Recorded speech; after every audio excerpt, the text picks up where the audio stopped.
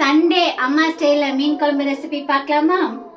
அடுத்த நாளும் மீன் குழம்பு சூடு பண்ணி சாப்பிடுவோம் அப்படிங்கிறதுனால நான் வந்து வெங்காயத்தோட குவான்டிட்டி கொஞ்சம் ஜாஸ்தியாக எடுத்துருக்கேங்க.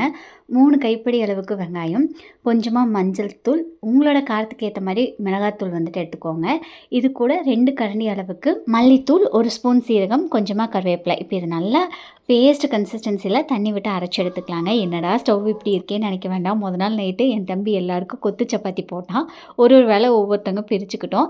ஸ்டவ் க்ளீன் பண்ணுறது பார்த்திங்கன்னா எங்களோட வேலை, அது நாங்கள் பண்ணலதுனால தான் அப்படி இருக்குது. இப்போ தாளிப்புக்கு பார்த்திங்கன்னா நல்லெண்ணெய் கொஞ்சமாக சேர்த்துட்டு கடுகு, வெந்தயம், கருவேப்பிலை, வரமிளகா, அடுத்து நம்ம அரைச்சி வச்சுருக்க பேஸ்ட்டு சேர்த்துக்கலாம். இது ஒரு கொதி வந்ததுக்கப்புறம் நெல்லிக்காய் சைஸ் புளியை வந்து ஆல்ரெடி ஊற வச்சுருந்தேங்க, அதையுமே கரைச்சி ஆட் பண்ணிவிட்டேன்.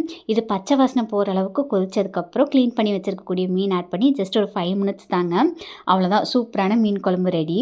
இன்றைக்கி நம்ம ரியா பொட்டிக்கில் இந்த அழகான கலர் காம்பினேஷனில் இருக்க சுங்குடி காட்டன் சாரீஸ் தாங்க எடுத்துகிட்டு வந்திருக்கேன். உங்களுக்கு பிடிச்சிருந்ததுன்னா ஸ்க்ரீன்ஷாட் எடுத்துகிட்டு வாட்ஸ்அப் பண்ணுங்கள் ஆர்டர் ப்ளேஸ் பண்ணுறக்கு.